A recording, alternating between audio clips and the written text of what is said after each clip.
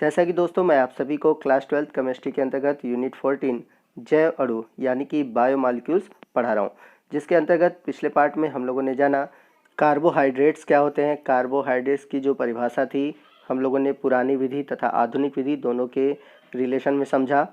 आज के इस वीडियो में हम जानेंगे कि कार्बोहाइड्रेट्स के कितने प्रकार होते हैं। तो इस टॉपिक को हम बहुत डिटेल में जानेंगे क्योंकि आपके एग्ज़ाम में इससे लॉन्ग क्वेश्चन पूछे जाते हैं। तो आइए वीडियो की शुरुआत करते हैं। तो यदि हम बात करें कार्बोहाइड्रेट्स के वर्गीकरण की, तो कार्बोहाइड्रेट्स को वर्गीकृत करने के यानी कि उसे बांटने के कई आधार हैं। तो सभी के बारे में हम डिटेल से जानेंगे। तो सबसे पहला हमारा आधार है स्वाद के आधार पर, यानी कि स्वाद के आधार पर जो कार्बोहाइड्रेट्स है वो दो प्रकार के होते हैं। पहला है शुगर यानी कि शर्करा और दूसरा है नॉन शुगर यानी कि अशर्करा। तो यदि हम बात करें शुगर यानी शर्करा की, तो ये स्वाद में मीठे और जल में विले ठोस क्रिस्टलीय पदार्थ होते हैं। जैसे एग्जाम्पल में ले लें ग्लूकोज, फ्रक्टोज, सुक्रोज इत्यादि। वही हम बात करें अशर्करा की, तो ये स्वादहीन होते हैं यानी कि इनका कोई स्वाद नहीं होता, जल में अविलेय तथा अक्रिस्टलीय ठोस होते हैं। जैसे बात करें एग्जाम्पल में सेलुलोज, स्टार्च इत्यादि। तो यहाँ पर मैं आपका एक डाउट क्लियर कर दूँ। अक्सर हम लोग कार्बोहाइड्रेट्स के बारे में समझते हैं कि कार्बोहाइड्रेट्स जो होते हैं वो स्वाद में मीठे होते हैं, तो ऐसा नहीं है। कुछ ऐसी भी शर्कराएँ होती हैं यानी कि कुछ ऐसे भी कार्बोहाइड्रेट्स होते हैं जो स्वाद में मीठे नहीं होते, उन्हें हम बोलते हैं अशर्करा। जैसा कि मैंने आपको एग्जाम्पल में बताया स्टार्च और सेलुलोज। तो जो स्टार्च होता है पौधों में संचित भोज्य पदार्थ है, जबकि जो सेलुलोज है वो पौधों की कोशिका भित्ति का निर्माण करता है। दूसरी विधि है इन्हें वर्गीकृत करने की, वो है अपचायक क्षमता के आधार पर, यानी कि रिड्यूसिंग प्रॉपर्टी के आधार पर भी जो कार्बोहाइड्रेट्स हैं उन्हें दो वर्गों में बांटा गया। तो सबसे पहला है अपचायक शर्करा जिसे इंग्लिश में बोलते हैं रिड्यूसिंग शुगर, और दूसरा है अनअपचायक शर्करा यानी कि नॉन रिड्यूसिंग शुगर। तो अपचायक शर्करा क्या होती हैं? तो अपचायक शर्करा वे होती हैं जो कि अपचयित होती हैं, यानी कि ये टॉलन अभिकर्मक, रीजेंट अभिकर्मक से क्रिया करती हैं और अपचयित होती हैं।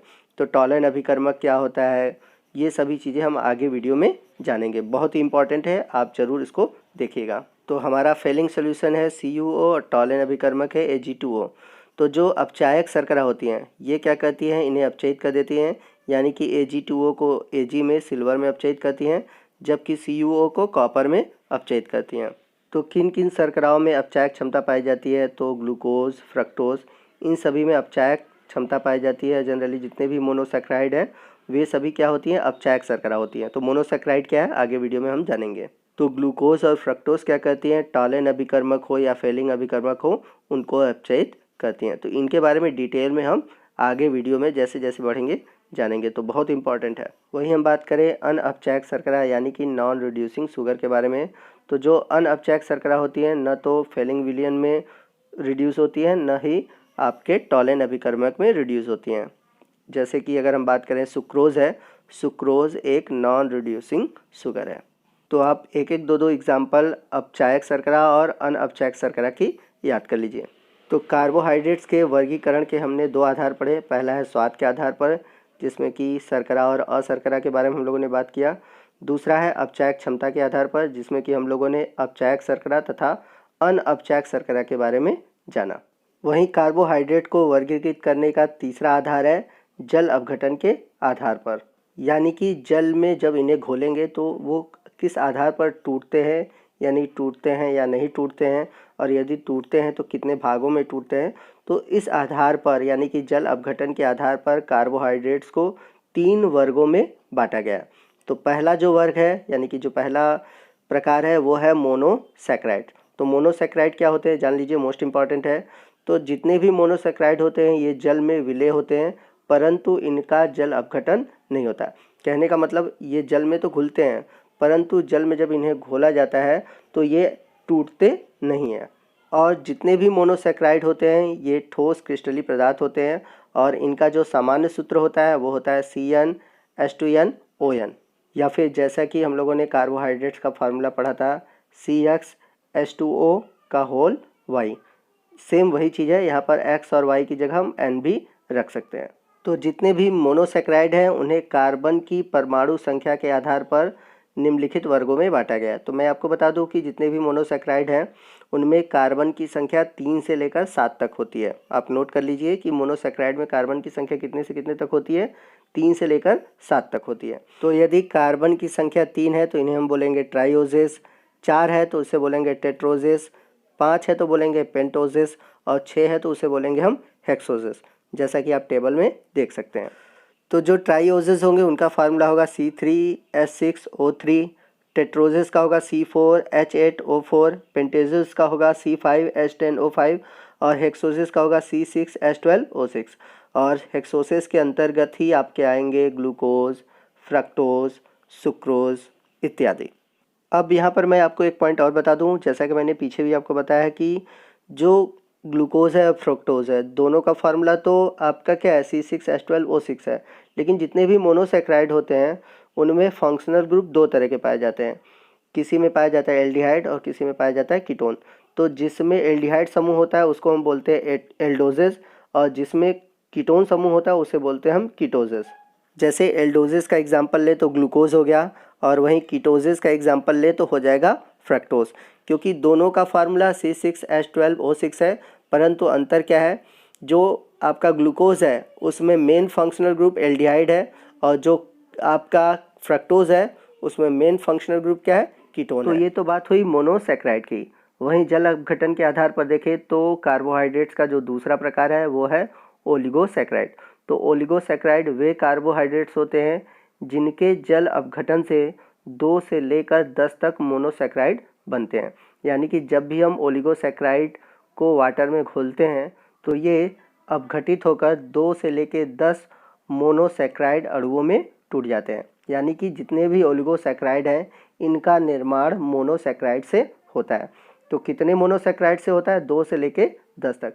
यदि ओलिगोसेक्राइड का निर्माण 2 मोनोसेक्राइड अणुओं से होता है तो उसे हम बोलते हैं डाइसेक्राइड। यदि 3 मोनोसेक्राइड अणुओं से होता है तो उसे हम बोलते हैं ट्राइसेक्राइड। 4 अणुओं से होता है टेट्रासेक्राइड। 5 अणुओं से होता है तो पेंटासेक्राइड। इस आधार पर हम बांटते हैं।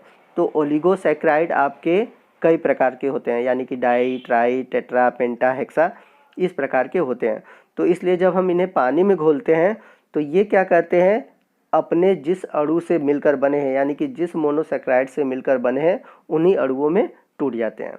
तो यदि हम डाइसेक्राइड के एग्जाम्पल लें तो सुक्रोज, माल्टोज, लैक्टोज ये सभी क्या है, डाइसेक्राइड है। तो आपके जो सुक्रोज है, लैक्टोज है, माल्टोज है, इन तीनों का फार्मूला होता है C12H22O11। बस अंतर ये होता है कि ये अलग अलग मोनोसेक्राइड के अणुओं से मिलकर बनते हैं। जैसे अगर हम बात करें सुक्रोज की तो सुक्रोज का निर्माण हुआ है ग्लूकोज और फ्रक्टोज से। तो जब हम इसका जल अपघटन करते हैं तो ये ग्लूकोज और फ्रक्टोज में टूट जाता है। वही हम बात करें माल्टोज की तो माल्टोज ग्लूकोज के 2 अणुओं से मिलकर बना होता है। तो इसका भी जल अपघटन जब करते हैं तो ये 2 ग्लूकोज अणुओं में टूट जाता है। वही हम बात करें लैक्टोज की तो लैक्टोज को हम बोलते हैं मिल्क शुगर, यानी दूध में जो शर्करा पाई जाती है उसे हम बोलते हैं लैक्टोज। और ये जो लैक्टोज है ये ग्लूकोज और गैलेक्टोज से मिलकर बना है, यानी कि इसका एक अणु है ग्लूकोज और दूसरा जो अणु मोनोसेक्राइड का है वो है गैलेक्टोज। तो लैक्टोज का भी जब हम जल अपघटन करेंगे तो ये ग्लूकोज और गैलेक्टोज में टूट जाएगा। तो इस प्रकार से हमने देखा कि जितने भी ओलिगोसेक्राइड हैं इनका निर्माण मोनोसेक्राइड से हुआ है और जितने मोनोसेक्राइड से हुआ है उस आधार पर ओलिगोसेक्राइड को बांटा गया है। और ये जो ओलिगोसेक्राइड है जब इन्हें जल में घोलते हैं तो ये जितने मोनोसेक्राइड अणुओं से मिलकर बने होते हैं उतने ही मोनोसेक्राइड अणुओं में टूट जाते हैं। वही हम बात करें जल अपघटन के आधार पर कार्बोहाइड्रेट के तीसरे प्रकार की तो वो है पॉलीसेक्राइड। तो पॉलीसेक्राइड क्या होते हैं, पॉलीसेक्राइड वे कार्बोहाइड्रेट्स होते हैं जिनमें कि जल अपघटन करने पर ये अनेक मोनोसेक्राइड अणुओं में टूट जाते हैं। यानी कि जब 2 से लेकर 10 मोनोसेक्राइड अणुओं में टूटेगा तो उसे हम बोलेंगे ओलिगोसेक्राइड, लेकिन 10 से अधिक मोनोसेक्राइड अणुओं में टूटेगा तो उन्हें हम बोलेंगे पॉलीसेक्राइड। इस बात को ध्यान दीजिएगा, ठीक है, क्योंकि अभी हम लोगों ने पीछे देखा कि जो ओलिगोसेक्राइड है वो भी जल अपघटित होकर मोनोसेक्राइड में टूटते हैं, पॉलीसेक्राइड भी जल अपघटित होकर मोनोसेक्राइड में टूटते हैं। तो दोनों में अंतर क्या हुआ, तो दोनों में अंतर यही है कि जो ओलिगोसेक्राइड होते हैं वो 2 से लेकर 10 मोनोसेक्राइड अणुओं में टूटते हैं, जबकि जो पॉलीसेक्राइड है ये 10 से अधिक जितने भी मोनोसेक्राइड में टूट सकते हैं। ठीक है, तो इस बात को याद रखिएगा। वहीं एग्जाम्पल के रूप में ले हम पॉलीसेक्राइड का, तो स्टार्च है, सेलुलोज है, ये सभी क्या है, पॉलीसेक्राइड है। तो यदि हम बात करें स्टार्च और सेलुलोज का, तो इनका फार्मूला है C6H10O5। चूँकि ये पॉलीसेक्राइड है इसलिए इसके बाहर होल N भी लगाते हैं। तो यदि हम जब इनका जल अपघटन करते हैं, तो जैसे हम यहाँ पर मान लेते हैं कि जल का एक ही अणु लेते हैं। ठीक है, तो जल का एक अणु लेंगे तो हाइड्रोजन के यहाँ 2 अणु हैं, ऑक्सीजन के 5 हैं, तो हाइड्रोजन का 2 अणु और बढ़ जाएगा तो ये 12 हो जाएगा, और ऑक्सीजन का 1 अणु और बढ़ जाएगा तो कितना हो जाएगा, ऑक्सीजन हो जाएगा 6। तो यहाँ पर हम जब ब्रेक करेंगे तो आएगा हमारा C6H12O6, यानी कि यह ग्लूकोज के अणुओं में टूट जाता है। तो याद रखिएगा, जो स्टार्च है अनेक ग्लूकोज के अणुओं से मिलकर बना होता है। ये हम नहीं कह सकते कि इतने अणु होते हैं, तो जो स्टार्च है वो ग्लूकोज के लाखों करोड़ों हजारों अणुओं से मिलकर बना है। तो आज के वीडियो में बस इतना ही। आपको आज का वीडियो कैसा लगा आप कमेंट करके ज़रूर बताइएगा। वीडियो अच्छा लगा हो तो वीडियो को जरूर लाइक कीजिएगा, अपने दोस्तों में अधिक से अधिक शेयर कीजिएगा ताकि वो भी इसका बेनिफिट पा सकें। और आपको कोई भी डाउट हो कमेंट करिएगा, मैं ज़रूर इसका रिप्लाई करूँगा। और अगले वीडियो में हम कार्बोहाइड्रेट से जुड़े हुए जो अगले टॉपिक हैं उनको डिस्कस करेंगे। तो मिलते हैं अगले वीडियो में अगले टॉपिक के साथ। तब तक के लिए जय हिंद, जय भारत।